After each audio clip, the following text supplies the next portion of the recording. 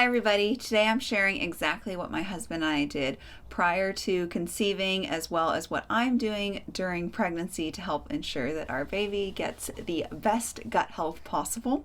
So both you and your spouse's diet and health actually prior to conception dramatically affects your baby's health.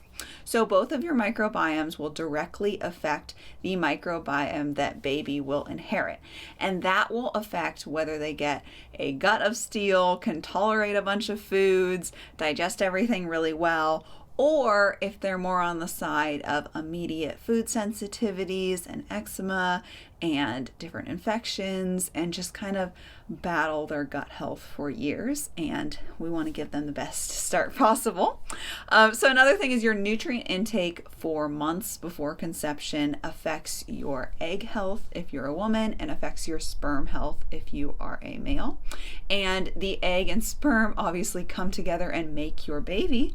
So the health of them is very important and can impact a lot of things that I'll get into. Nutrient intake prior to conception will also affect the nutrients that mom has to give to her baby.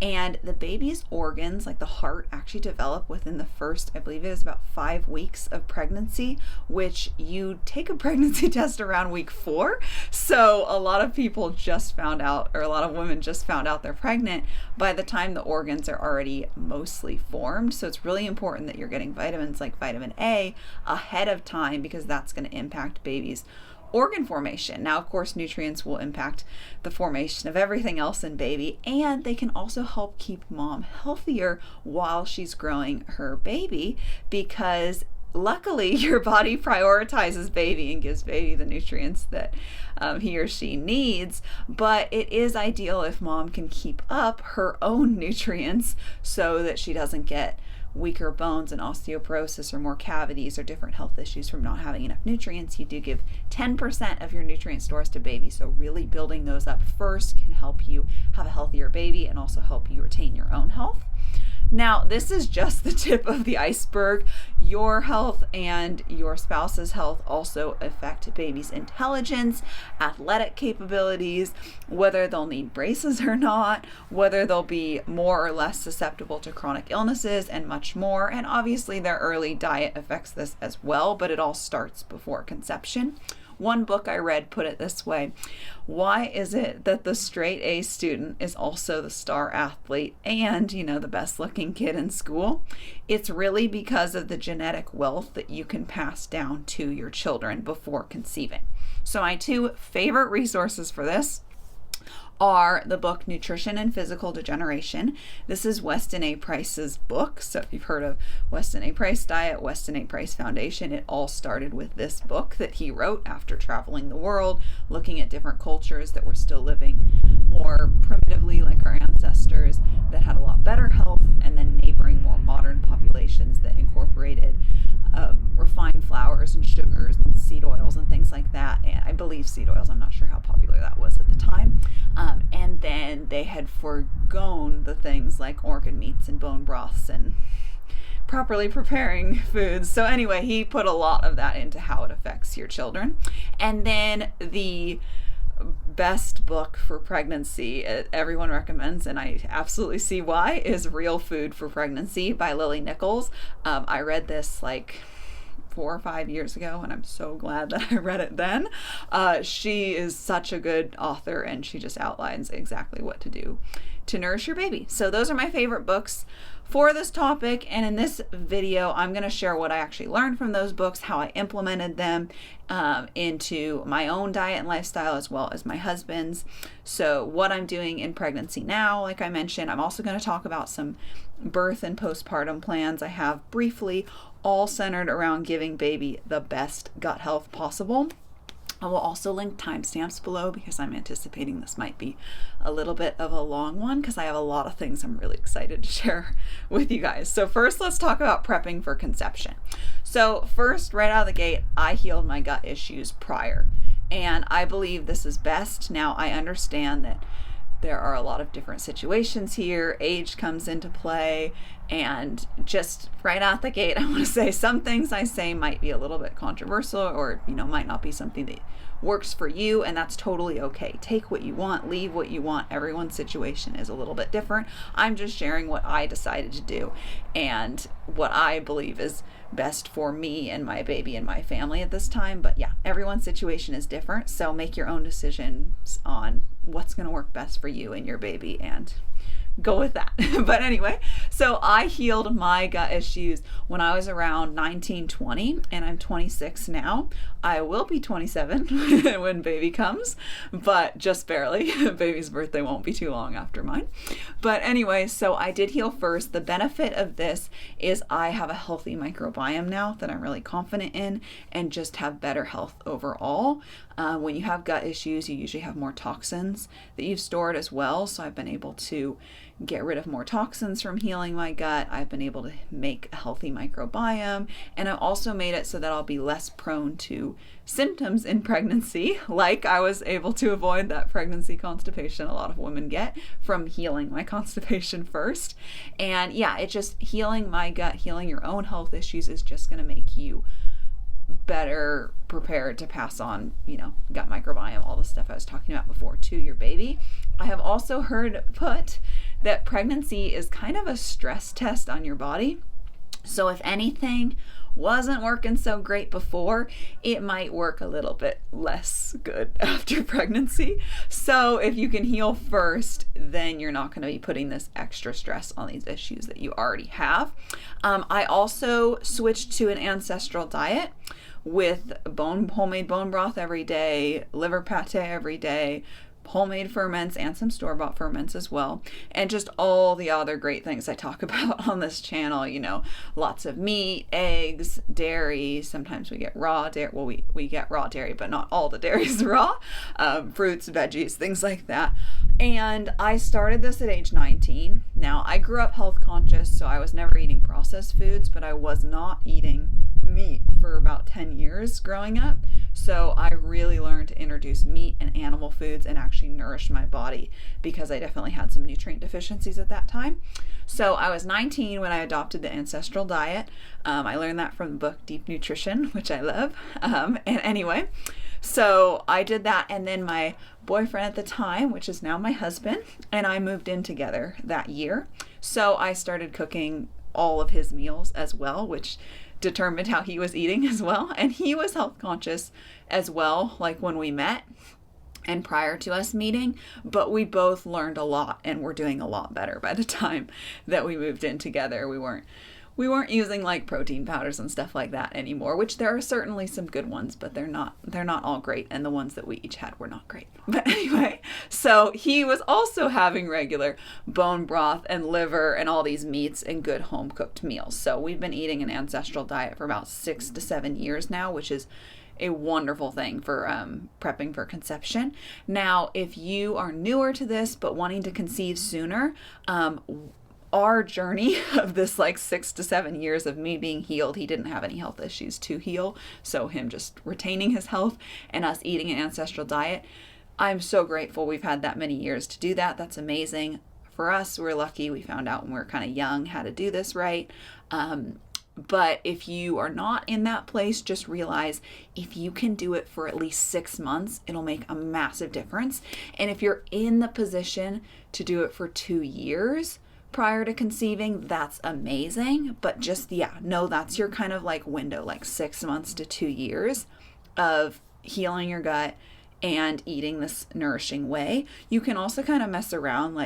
If you were vegan or vegetarian and kind of just woke up to this, a little bit longer is going to be better to get you more nutrients in. But if you were pretty good and you just kind of found out a few things you needed to tweak, then you don't need to do it quite as long. But so we luckily had this for a while. Obviously, ideally would be your whole life, but that just wasn't the case for us. But if you can just do this for at least 6 months before conceiving, it's going to make a massive difference. I mentioned that our microbiomes from just eating healthy and having regular ferments and also not being exposed to toxins, which I'll get into in a second, that is going to affect babies. So how this happens is baby inherits their microbiome when they pass through the birth canal, and that is going to obviously be influenced by the mother's diet, as well as it's actually going to be influenced by the father from when the mother and father are intimate. So both parents will actually affect babies' microbiomes. It's really important to work on that because their microbiome is going to affect, like I said, if they're kind of more prone to gut issues or if they have like a really solid start on that for life. There are microbes that you can only get when you're born and you can't get later on. There's certainly a lot you can do to improve your microbiome if you didn't have the best situation going into the world, but the better you can give your child of a microbiome, just the better it is for their health. Yeah, so if you don't want to pass any of your gut issues onto your kid, like this is a great thing to do. So another thing is we've been very mindful of toxins. Now, this is something that I actually grew up with, but have gotten even better in the last several years. So living together, I make homemade cleaners for our house. We don't use anything funky. We just use water, Castile soap, baking soda, vinegar, that kind of stuff. I do make our personal care products, except for we do buy a goat milk soap, but it is very, very clean ingredients. And we buy Castile soap, but I make our toothpaste. I make salves for us. So if there's, I'll talk about this in a little bit, but if you have some itchy or irritated skin, we'll use homemade salves made from beef tallow and different herbs that I infuse in there and a little beeswax. So we're very natural with that kind of stuff, minimize toxins. We got a water filter years ago.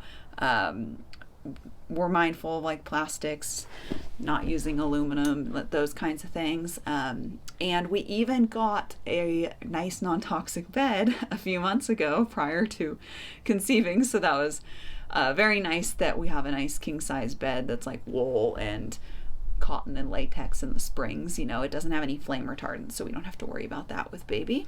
But yeah, and we don't wear polyester. Focus on natural materials.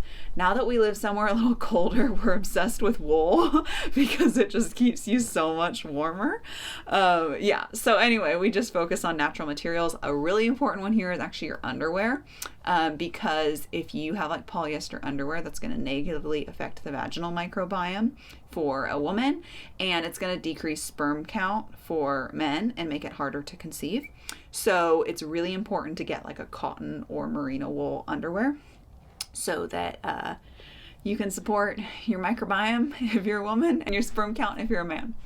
We've also done detoxes the past few years because even though we're conscious of toxins in the environment, you can't control everything. So we usually do a yearly detox to just kind of get any unwanted toxins out. With that being said too, if we get sick, we let our sickness happen within reason, but we've had a few fevers over the past few years that we've let be 102 fevers without taking medicine, because that can really help you detox stored toxins.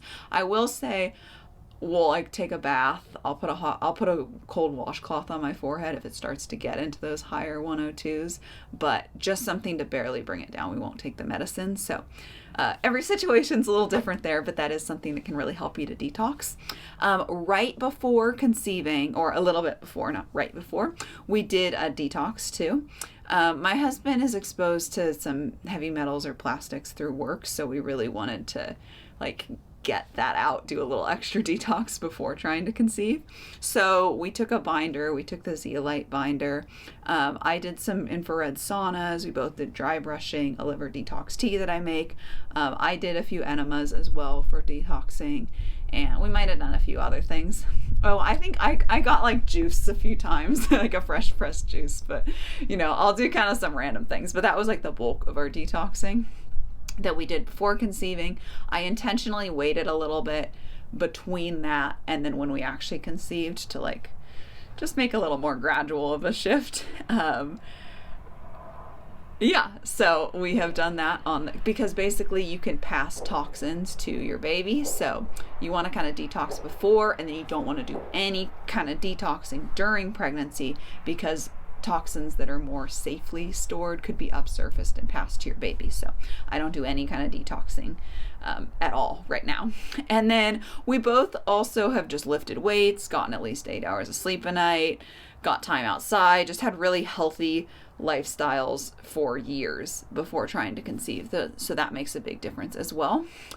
I read a lot about nutrition, and really I started reading birth books and baby books because I was just so excited to have kids, and we just weren't quite in the place to yet. And then as soon as we were like, we're ready to try. But anyway, I was so excited. So to kind of like quench that thirst, I just like absorbed all these books ahead of time. But I'm really glad that I did, because then I learned all these things to do to prep my body ahead of time, so that as soon as we were ready, we just had to wait till I was ovulating, and that wasn't that long after we decided that we were ready. So like I said earlier, I really recommend Real Food for Pregnancy by Lily Nichols. It is the best book out there for how to eat to nourish your baby while you're pregnant. She also has another book, Real Food for Fertility. She co-authored that with Lisa Hendrickson Jacks, I believe. And that one, Real Food for Fertility, is geared more towards the preconception phase. There's a lot of overlapping stuff, but there's also definitely different stuff. If you just buy one, I'd buy Real Food for Pregnancy and just start the diet ahead of time. But you can definitely get both if you want. They're very good. And I will leave a list below of all my book recommendations, the ones I'm mentioning in the video, for pregnancy, preconception, all that kind of stuff. Oh, so some of the other books that I have loved are, of course, Ina May's Guide to Childbirth. It's a classic. It's great. The Nourishing Traditions Book of Baby and Child Care, that's by Sally Fallon, and I think Thomas Cohen, something like that. They're like founders of the Weston A. Price Foundation, and that one is amazing. It goes over preconception, pregnancy, and some early baby care stuff in there as well. Somebody has pointed out to me there's a few kind of controversial things in there, like their take on circumcision is a little controversial because either side is going to be controversial. So if there's things you don't like, just take it or leave it, what's in there. But that's a really, really awesome one. Home birth on your own terms, I loved, as well as there's a free birth book. I don't remember exactly what it's called. I think it might just be called Free Birth, and it's Sarah Schmid, I think. I'll have it all linked below. I loved that book. I really like Deep Nutrition, I mentioned as well. That kind of takes Weston A. Price's work and makes it a little more like readable. She's a more modern author, Dr. Kate Shanahan, so it's a little more like of a page turner. Anyway, so I'll link all those down below, but those are all books that I read ahead of time that I think made a really big difference in my understanding. And then the last thing we did for prepping was I have been tracking my cycle for, I believe, about 4 years now, if not a little bit longer. It might be 4.5, I think. But anyway, so I've been tracking my cycle. I used the fertility awareness method. So it's basically understanding when you're most fertile, and when you don't want to get pregnant, you just abstain during your most fertile phase from being intimate. And then as soon as you want to be pregnant, you reverse it and you try to conceive during your most fertile time. So what I really like about this is it let me have a hormonal-free birth control. So I wasn't doing hormonal birth control, which you probably already know is not very good for you.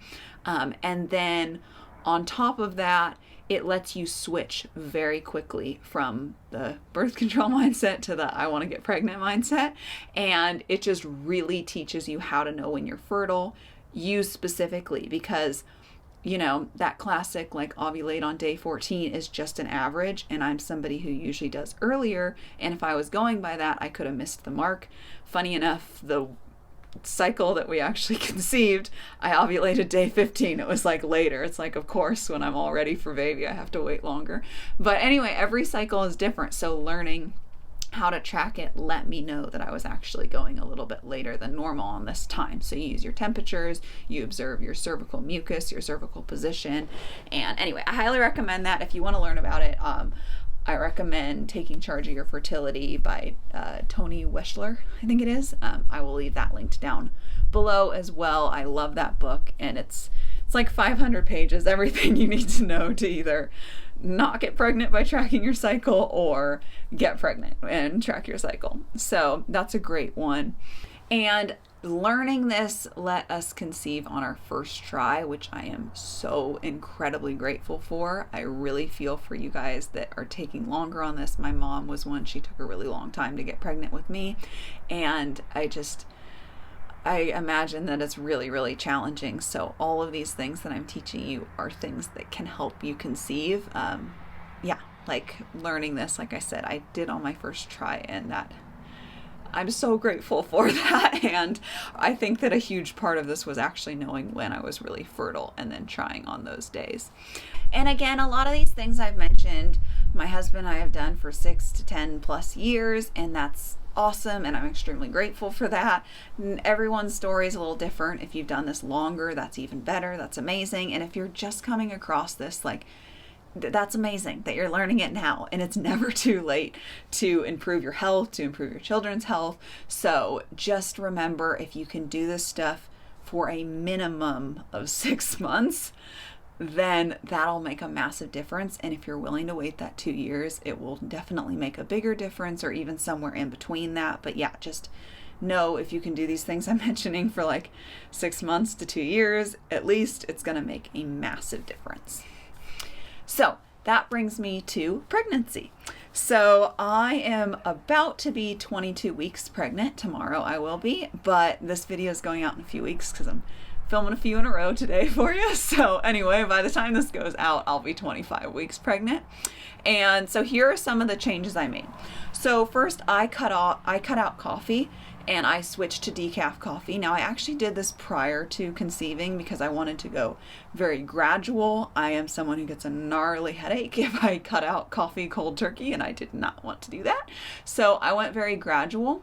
Now, at first, I wasn't gonna do decaf, but I honestly really missed the taste of coffee. And my husband was like, why don't you just get a decaf coffee? And I get one that is organic because coffee is very heavily sprayed with pesticides, so that's really important to me. I don't get everything 100% organic, but I want all my coffee organic. And then with decaf, I also get a water processed one. There's different methods of decaf or decaffeinating coffee, and some of them put chemicals into the coffee that I did not want, and I did not want baby to be exposed to. So I personally get a water processed organic decaf coffee, and I feel great about that. It's like, I don't even need that much. I make a mug, but some days I only drink half the mug. I just want a little bit of that coffee taste. But for me, I personally didn't feel comfortable drinking coffee. The general recommendation for caffeine in pregnancy is 200 milligrams, I think it is. 200 milligrams, yes, of caffeine a day or less. And it depends on how strong you brew your coffee and a lot of different factors, how much that is, but it adds up quick when you're drinking coffee. And chocolate also counts towards this, and I didn't want to give up chocolate, so I have chocolate.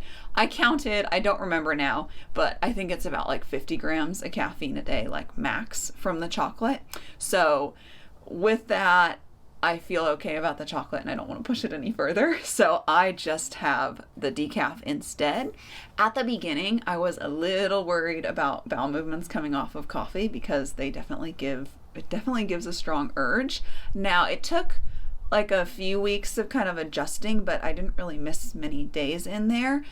It was pretty smooth, and I actually think that was because I was feeling a little gut upset feeling right before trying to conceive. I just was a little bit less hungry during that time, so I think it has more to do with that than coming off the coffee. And then now I am having no problem at all with any kind of constipation or bowel movements, and that's a really common thing that women will get in pregnancy.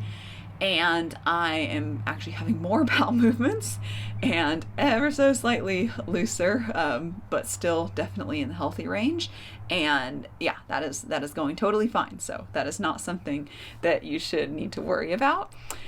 Then also, so just a little bit more about my reasoning for not having caffeine aside from a little bit of chocolate, is that caffeine crosses the placenta, like crosses from your blood into the placenta, so baby is exposed to the caffeine, and that kind of freaks me out a little bit. And it's also associated with an increased risk of lower birth weights, which is not ideal. And then it's also with increased risk of miscarriage and just like all their pregnancy complications. Now, all of these complications increase with the amount of caffeine that you have each day, but those are things that I just didn't personally feel comfortable with. And the decaf is pretty much just as good as the coffee. My husband's had it a few times now, and he's like, oh, this is really good. Like, it tastes the same. So anyway, I get a really good one. I like it. That's where I'm at with that. Of course, this is a personal decision. Again, this is what I'm deciding for my pregnancy. You get to decide whatever is right for you. Everyone's situation is a little different. If you want to hear a little bit more about why I made that decision, I will leave an article that I wrote actually years ago down below on the pros and cons of coffee and caffeine. And you can scroll down if you want to skip ahead. There's a little section that links some studies. Hopefully those links still work for you. Sometimes they get outdated over time. But anyway, that links some studies, and I just talk about them briefly of the effects of caffeine on pregnancy. So you can look at that if you want to see a little bit more about why I made that decision. Again, you get to make whatever decision you want. Generally, at least keeping it under that 200 milligrams is going to be amazing for your baby. So then I also switched to pregnancy safe herbal teas, and I cut out herbal products like homemade salves, except for, I'll get into a little caveat on that in a second. So herbs in pregnancy is frustrating because you can't do studies on pregnant women that are like, we're going to give you guys this herb and we're going to give you guys, or not give you guys this herbs to see how it negatively affects your baby. Like, that's just that's not ethical, and they don't do that, which is good that they don't do that. But anyway, it leads to over and over and over again this herb isn't proven safe, so you might as well avoid it just to be safe, and then like practically everything gets off the table. So herbs in pregnancy is very frustrating, I will say.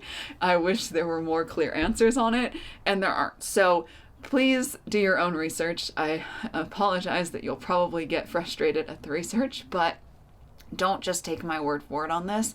I personally feel comfortable drinking the following herbal teas because many sources that I trust say that these ones are most likely safe or definitely safe. So I will have ginger tea, I will have peppermint tea, nettle tea, and oat straw. I will usually mix them, but peppermint or nettle I'll have on their own sometimes. And then red raspberry leaf I have introduced in the second trimester, and I just added it to that mix. But there's some controversy around it in the first trimester, so I just went the better safe than sorry route and waited till the second. And my midwife even said, like, if it's in a blend, like, go for it, but like if you're just having red raspberry, I'd wait more towards the end of the second. So I waited a little bit into the second. I didn't jump on it right away, and now I've been having it in a blend. I don't have it every night, but I'm enjoying it again. The early part of pregnancy, I actually did not like herbal teas, so I just kind of didn't have them for most of the first trimester because I don't know why, but I didn't like them. So anyway, and like when I open my cabinet that my herbs are in, mostly they're pregnancy safe ones now, but there's still some like leftover ones that I'm not using now that I still have. I hate the smell of that cabinet. I literally took every dish out of that cabinet and like thoroughly soaped and cleaned every single dish again, and I like cleaned the whole cabinet with vinegar, and it still smells because of the herbs. And it just, pregnancy's wild. Smells can bother you, and that smell bothers me. But anyway, probably my body telling me there's herbs in there that I shouldn't have, which there are ones that I shouldn't have and I'm not having. But anyway, let's see. Okay, so I make these salves. I talked about it earlier. I'll infuse herbs into tallow and then strain it, and then I add beeswax, and they're awesome. I have one that's like for your muscles and recovery and injury recovery and workout recovery that I'll use to massage my husband. He'll use for me, but not right now. And I'm not even using it to massage him right now because I don't want to get it on my fingers, so he gets plain tallow now. But anyway, so then I also make another one that's more for like itching relief and like skin issues, but they have herbs in there that are like no-nos for pregnancy. They have ones that are like definite no-nos for pregnancy. So anyway, I just put them away and I'm not using those ones, and I was just using tallow. I am using tallow on my belly and also on my boobs because I want to prevent stretch marks if possible. And if not, that's okay. It's all worth it for baby, but I am using tallow to try to prevent that. But anyway, so I got on my foot what's called a chilblain. Super weird. Anyway, I thought it was athlete's foot, but it's not peely. And this happens to me in the winter, and it only happens in the winter. So anyway, I found out that basically what can happen is if your toes, can also happen to your fingers, your nose, and your ears, if they get too cold and then warmed up too quickly, the blood vessels can break and then like leak blood, and then it gets kind of inflamed and like puffy and red. And it itches incredibly bad. I do not know why. And it only itches like right when I sit down to dinner for like an hour or two, and then it goes away. Super weird. Anyway, I'm glad I finally know what it is, so I can stop treating it like athlete's foot and actually treat it like a chilblain, and hopefully that will make it go away a lot quicker. But anyway, so basically I got a really, really itchy toe, and I was really missing my solve. So I looked it up. I asked some people that I trust, and I felt good about calendula. Or calendula, I think that's what most people call it. My brother makes fun of me for how I say it. But anyway, so I'm making a solve with that, and I'm just using tallow, infusing that, and then doing beeswax and putting that on my toe because it feels really good and it's more relieving than just the tallow. So again, I'm not like recommending that or anything. It's just something that I personally am feeling comfortable with because I'm not consuming it. I believe that you're not supposed to consume that in like teas and stuff while pregnant, but I also feel like maybe this isn't the best logic, but it's like way down there on my toe. And a lot of those pregnancy belly salves have calendula or calendula, however you want to say it, in them. So I feel like if people put it on their belly, it's probably fine on my toe for a few weeks until it doesn't itch anymore. But anyway, so that's my own personal decision. Of course, do your own research on that. Also, before conceiving, I stopped putting neem oil in our toothpaste. I used to do that, and then I found out that it can actually have some contraceptive-like properties, so I did not want to be having that. I still do put peppermint essential oil in our toothpaste, though. I feel okay about that. I also switched to a pregnancy-safe weightlifting program, and this is the best thing ever, and I'm going to link it down below because this woman has made an incredible program that is worth every penny. If you like lifting weights and you're pregnant or about to be pregnant, you should absolutely buy this.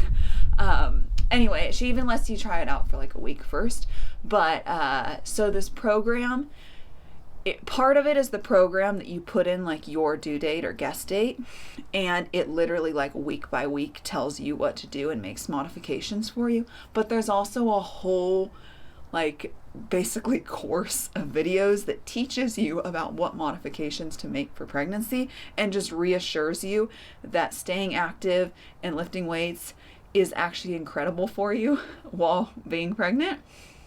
It decreased the risks of tons of things like gestational diabetes and preeclampsia, and it's really, really good for you. And then also, it can also prevent like too much weight gain as well. My mom is a nurse, and she actually works with moms postpartum, and she said that she's just seen time and time again women that are athletes that are active do better in birth as well. So I definitely believe that it's very, very beneficial to stay active. Now, I am not using a weight belt right now. I am not doing my handstands or pull-ups, or I chose to stop running. I didn't feel comfortable with that, so I'm not doing that right now. Again, make your own decisions, but this is just me, what I feel comfortable with. I am not doing 1-rep maxes. I am not even doing sets of 5. So I am doing higher volume and lower weights.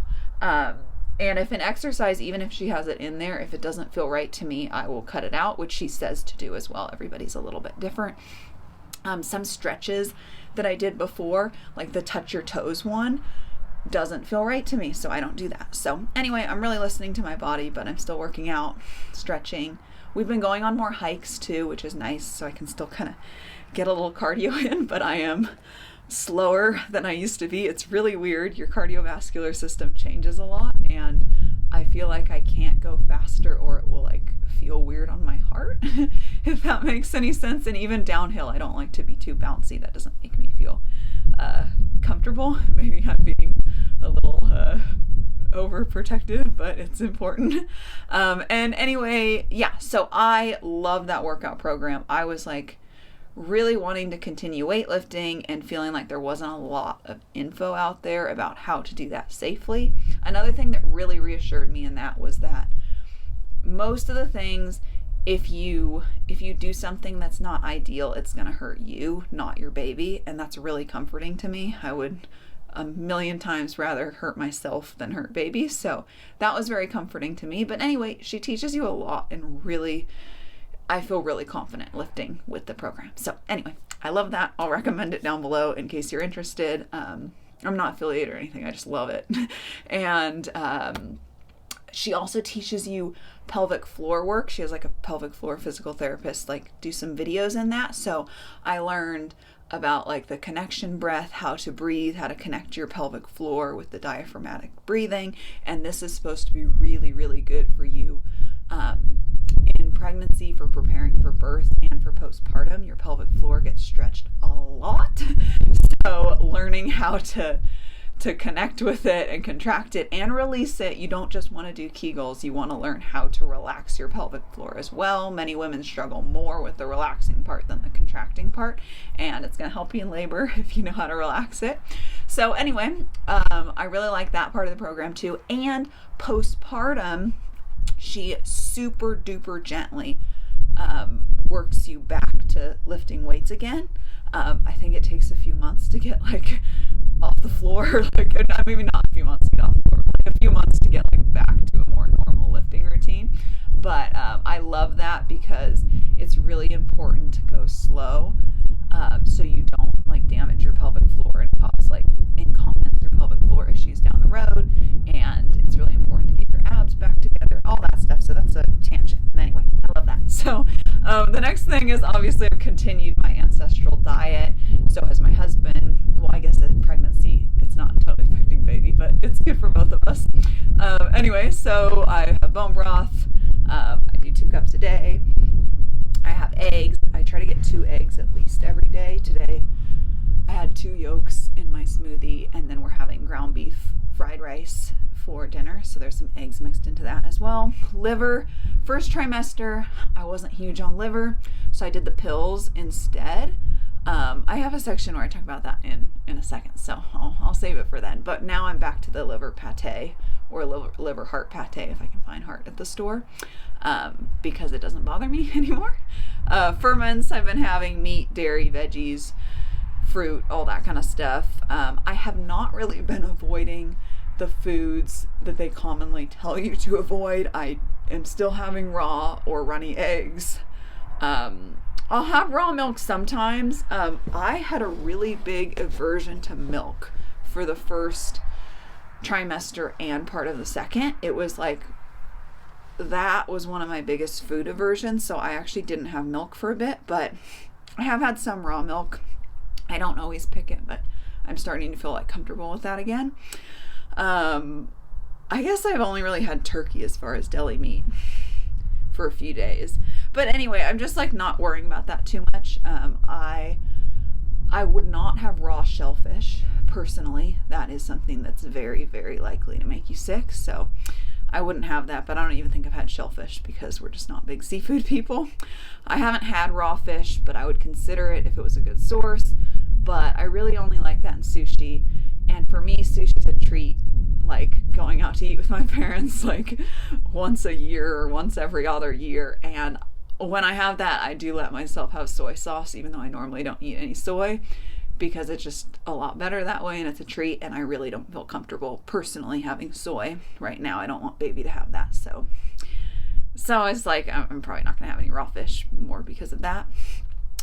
Real food for pregnancy. She breaks this down so well about how a lot of these foods they tell you to avoid are the most nutrient dense ones that'll help you build baby. So, you really want to get your eggs in, you want to get your meat in, you want to get your dairy in. So you could obviously still eat these while avoiding ones they tell you to. So you can absolutely go that route if you want. If you only want to do hard cheeses, if you want to do regular meat and not deli meat, if you want to do cooked eggs, like that's completely fine. If you would rather do pasteurized milk, you can do that. Like you can still get nutrient dense foods, but she just brings up that like you can also get sick pretty easily from things like lettuce or melon or things like that. So balance it out. Don't have anything that seems iffy, but make sure you're getting your nutrient dense foods. Do what you feel comfortable with. So that's where I am. I personally, I guess the ones I'm breaking are still having raw eggs or raw milk, or like I said, I had the turkey, which I guess would be deli meat because it was like sliced turkey. I will also add that I have been like more sanitary with like soaping things more in the kitchen and stuff. I was previously like not worried about that at all, and I've just been a little more like that. Like I used to wash out plastic bags and reuse them, and I stopped doing that. I realized they're not that expensive to buy new ones, and my husband's brother also mentioned that you get a lot more plastics like if you reuse them. So anyway, we stopped doing that. So let's see, the first trimester kind of symptoms. I got the nausea.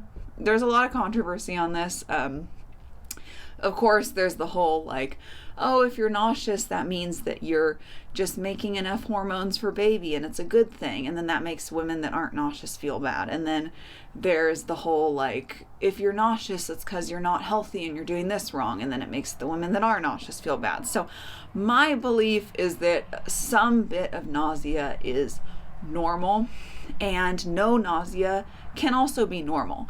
I think that there's a lot you can do to prevent yourself from getting like horrible nausea and like throwing up a lot and things like that.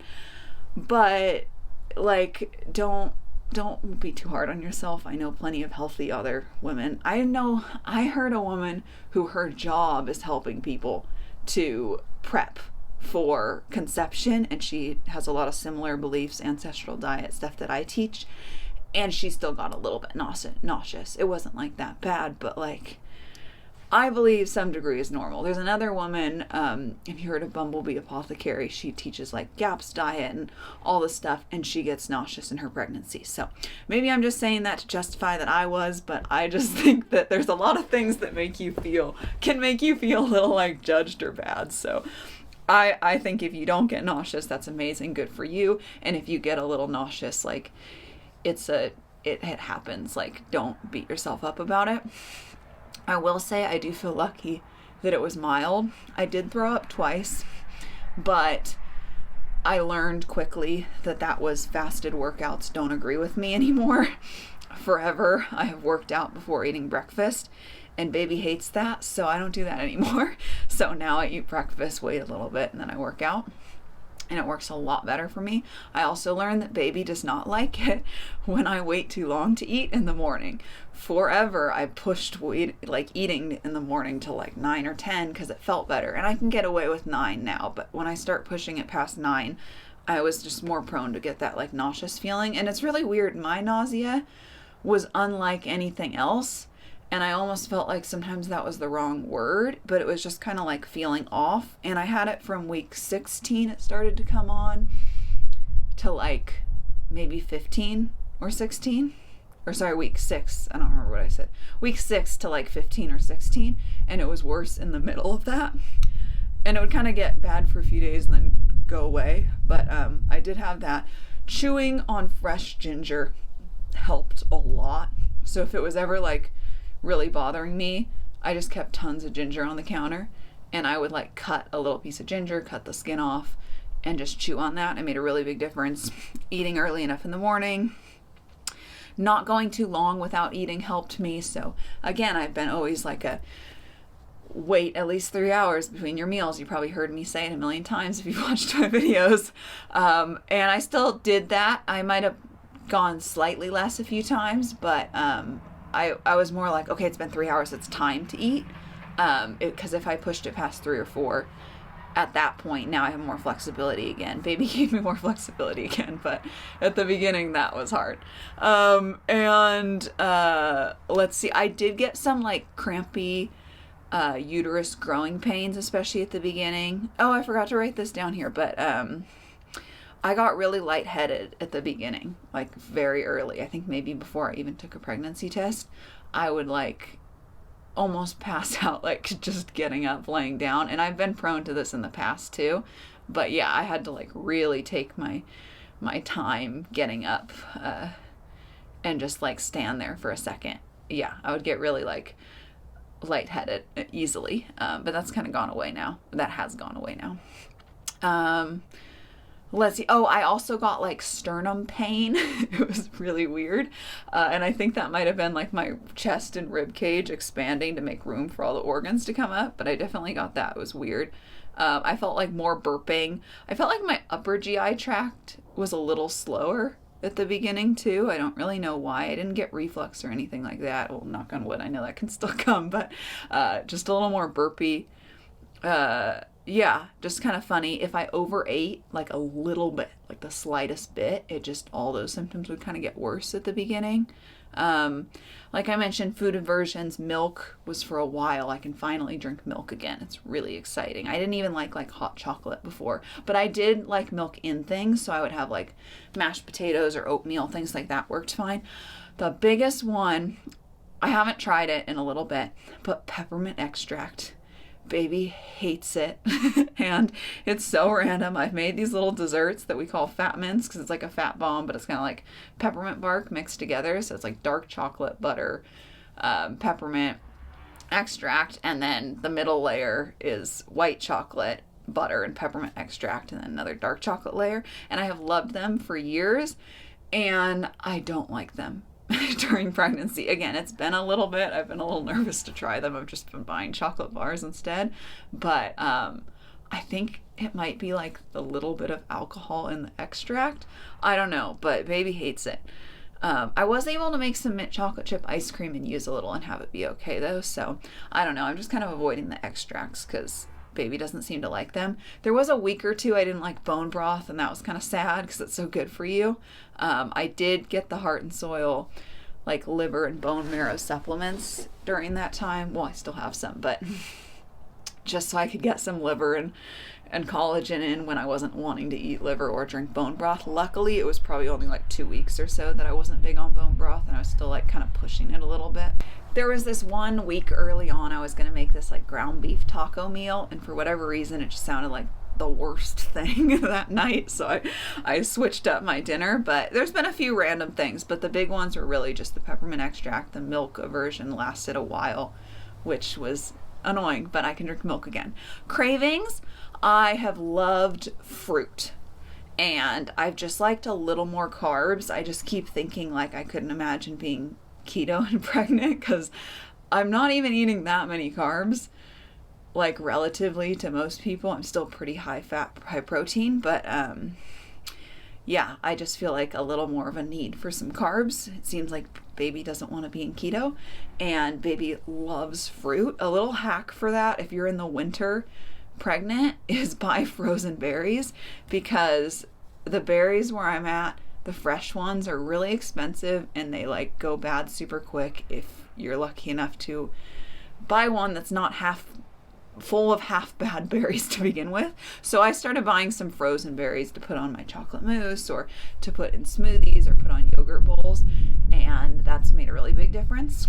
I really liked orange juice for a while. I just wanted a lot of orange juice. Cheese, there was a phase where I just loved cheese and I always wanted like extra cheese, and sauerkraut. Like baby likes at least a cup of sauerkraut at a time. I just had some sauerkraut for lunch, but anyway, those have been kind of my cravings, so they've been more like vitamin C and calcium related. When I didn't like milk, I did have to find a way to get more calcium in.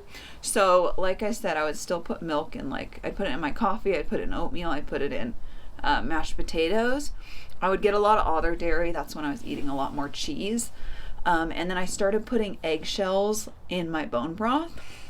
So when cooking eggs, I'll save the shells in a bag in the freezer. And then when I go to make broth, I've been putting like about 10 or 12 eggshells into the whole pot of broth, and that just leaches a little more calcium in there. Even though I'm having milk now, I just kept that up because I just wanted a few practices to increase the nutrients like more compared to what I was eating before. Food-wise, I've been just completely listening to my body on how much. I'm definitely eating a little bit more, but it's nothing crazy. It's more like every once in a while I have a day where I just feel like I want more and more and aren't as satiated. There were a few weeks in a row that I was like more hungry, and then I listened to these like week by week pregnancy videos, and one was like, okay, baby's growth spurt's coming to an end this week, and I was like, oh, that's why I've been hungry the last few weeks. But anyway, yeah, so I'm eating a little more. I've gained about 18 pounds, and I'm on week 22, so that seems fine to me. I don't feel like I look like it. I took a while to show, which was like, I wanted to show earlier, but that's okay. Baby took the time baby needed. Okay, so then when liver wasn't sounding good, I really loved the liver pills. So I got those from Heart and Soil, which you probably heard me talk about a lot. I really like that company. So I got the liver and bone marrow ones, like I said, because I was not liking broth those few weeks, and I was like, oh no, I really need collagen. Your collagen needs go up a lot during pregnancy. So I took those the whole first trimester pretty much. So I'd take 6 of those a day. And I have a discount code that I'll put down below too if you're interested in any Heart and Soil organ supplements. But I was taking those. Now I'm back to the liver heart pate. I did want to make sure I was eating some fresh liver because I wanted baby to get used to the taste. I know that sounds weird, but apparently baby can actually kind of taste the food that you have. I don't know exactly how, but I think, it affects the amniotic fluid taste, and they drink the amniotic fluid and then they pee it out. But it's sterile. But anyway, so I was doing those. Yeah, and then that brings me to second trimester stuff. So second trimester they call like the honeymoon phase, and I see why. The first few weeks there was a little lingering of that first trimester stuff, but it really all like calmed down, and it's been very minimal. Mostly I've just felt some little like crampy pains and stuff, so I felt kind of like a uterus expanding crampy feeling, and I felt a little bit of that round ligament pain, which is kind of like a sharp pain on the side down there. It's these ligaments that have to stretch an incredible amount. I think my midwife said it was like they start this big and they end up like that big or something like that. So that's why they can hurt sometimes. I did start to feel that like maybe baby feeling, I think around like week 16 or 17. But I was like really unsure on it.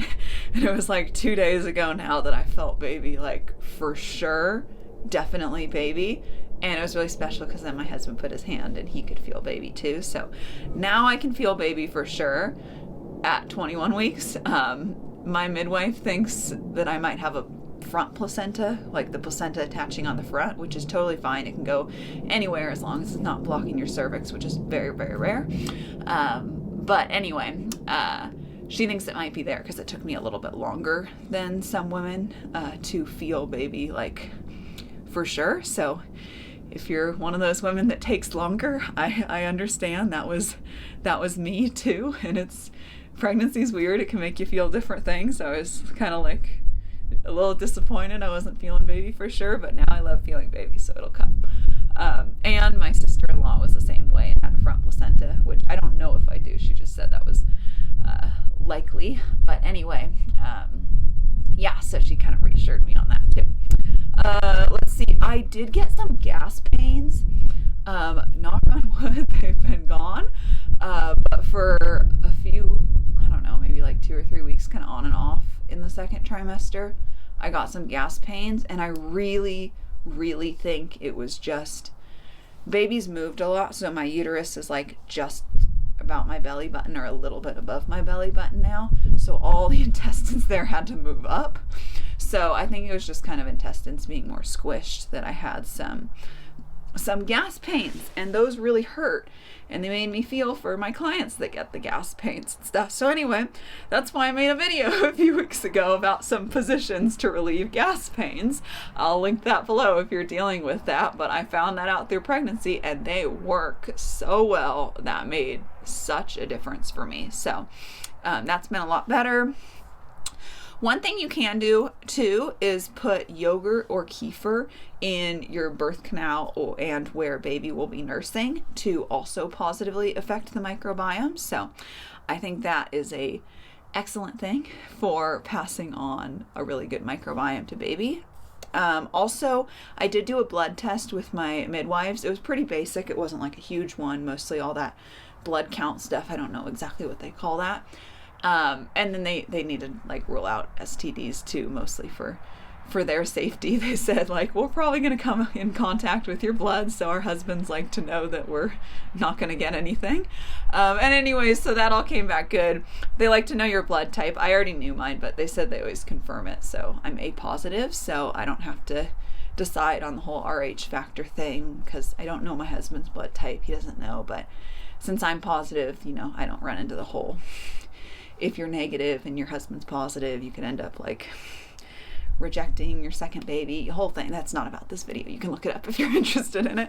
But anyway, so my MCHC was the only thing that was a tiny low. It was 0.2 liters low. Everything else was in range, but my hematocrit and hemoglobin, although they were in range, they were a little bit on the lower side. And in pregnancy, you go from, I think it's about 5 liters to about 7-ish liters of blood. You increase your blood volume a lot, so they expect those numbers to go down, and having like better blood, better markers is really protective against like hemorrhaging, or if you do lose blood, you're just in a better off place. So those numbers felt a little low to me, and even with eating red meat and liver, I still feel like iron can be a little hard to totally get in. So I bought a heart and soil supplement that is called Lifeblood, and it has liver, spleen, and blood in it. So I just take 2 of those because I get liver in other ways. So I feel like the full serving is too much. So I just take 2 to give myself a little extra boost. Spleen is like the richest in iron food, and then it literally has blood in it. So like heals like. Anyway, so I'm taking 2 of those Lifeblood supplements to help support that, and then I believe there'll be another blood test later on, so we'll see if that changes anything. And then, like I said, I either have 2 tablespoons of pate a day, or I do 6 bone marrow and liver supplements from Heart and Soil each day. I also have been having the ground beef, that Force of Nature one, with a little bit of organs mixed in lately. And sometimes if I get a whole chicken, I'll like mix those organs into the meal, like when I made chicken noodle soup the other week. And then other supplement is cod liver oil I'm still taking. When I had the liquid, I was just still taking the 2 milliliter serving size. I will probably up that next time I buy the liquid because it's winter, we're not getting as much vitamin D, and hard to find the amounts on that, but what I was finding is a guesstimate on that was a little lower than I like. I currently have the pills of the cod liver oil just because they were on sale, so I got those ones. And anyway, that's the Green Pastures one. I'll leave that below if you guys are interested. I have a discount code too, but the serving size is 2, so I've been taking 2 or 3, just kind of depends on the day, to get a little bit more in there. Also, pregnancy, you need a little more nutrients, but I have like calculated out the liver and the cod liver oil to not overdo the vitamin A. Some days I'm also taking, Heart and Soil has a colostrum, and honestly, I'm just taking it because they gave it to me for free. It's kind of expensive, and it's not something that I feel like you need to buy, but it's certainly nutrient dense, and they gave it to me, and it's really healthy, so I have been taking that, but it's not necessary. So I would say just kind of, and like once it runs out, I'm not going to buy any more. So the main supplements are really just that Lifeblood one to get a little extra iron and support my blood volume growing, and then continuing with the cod liver oil that I always have because I just don't like a lot of seafood, so it helps me get omega-3, vitamin D, vitamin E in. So yeah, I'm also just really listening to my body, and if something feels off, I stop. Baby hates bending. I keep saying if I'm like too bent with like a stretch or like creased too much around my stomach, it does not feel right, so I move. Let's see, I'm trying to keep like pretty good posture and even do some like forward leaning and avoid like slouching too much. This helps more later on in pregnancy, but it's just kind of I want to get in the good habit now. It helps baby to get into a really good position for birth, so it encourages baby to be more head down, and also encourages baby to be like their back to your belly, as opposed to their back to your back, which both are fine, but if you can get baby's back to your belly, you'll have less back labor, and it's considered a little more ideal of a position. Anyway, so I would love to have that, so I'm trying to practice good posture and leaning forward a little bit now, so that it's a good habit when it really makes a difference. There is, let's see, I'm also focusing on limiting EMFs. So when my husband is not using the internet, I will use Ethernet, which is the cable, instead of Wi-Fi. I so wanted to have an Ethernet house, and so I bought all the cords, and we didn't even buy a router when we moved in, and I could not get it to work on my phone or his computer. The only thing I can get it to work on is my Apple computer. So that's the only thing I use it for. I bought the adapters for the phones, and my stepbrother works at Apple, like at the Genius Bar, and I asked him like how to get it to work on my phone, and like he still like couldn't figure it out for me. So anyway, if you know how to get it to work on your iPhone, please tell me. I would love to know. I have adapters. They're the Apple adapters. They're like good ones. They're not cheap ones. And anyway, our solution is we turn the Wi-Fi router off at night. If he's using internet too, we have the router on, or like if I want it on so that I can listen to music in the garage while I work out, or the cord's not long enough to reach there, I'll have it on. But otherwise, when I'm just doing work, especially if I'm near the router, I have Ethernet on instead, so that minimizes EMFs. This has been our solution. Again, if you have any tips for getting Ethernet to work on like PC laptops or iPhones, I would love to hear them in the comments. I've tried a lot and watched a lot of videos and haven't figured it out. We're also limiting the Doppler use. Again, personal decision. Everybody has a different circumstances. Do what's best for you. Do what your midwives or OB suggest and what you feel comfortable with, but we're limiting it. So we're asking for the fetal scope, which doesn't use any kind of like amplifier, when possible, and just we'll be using it in birth, the Doppler, a little bit, but just asking them to minimize it. My midwife said she can do like a second real quick in between like pushes, but so we're wanting to minimize that. We did use it once because she couldn't find the heart rate with the fetal scope, and I hadn't felt strong kicks yet, and she was like, can I do it really quick? And the look on her face said it was important, so I said okay, and my husband was okay with that, so we did it very quick, but she was very conscientious of that. We're also not doing ultrasounds unless like something comes up where my midwives feel it's important, or I feel it's important. I am open to it if there's like a circumstance like that. Otherwise, I don't personally want to do it. Again, everyone's situation is very different. I know there are absolutely situations that can be beneficial or relieving to hear and see your babies. So, do what's best for your family. This is just what we've decided. And then there is probably a lot more, but this is what I can think of right now as far as the pregnancy category. I do want to note I am going to do a Q&A.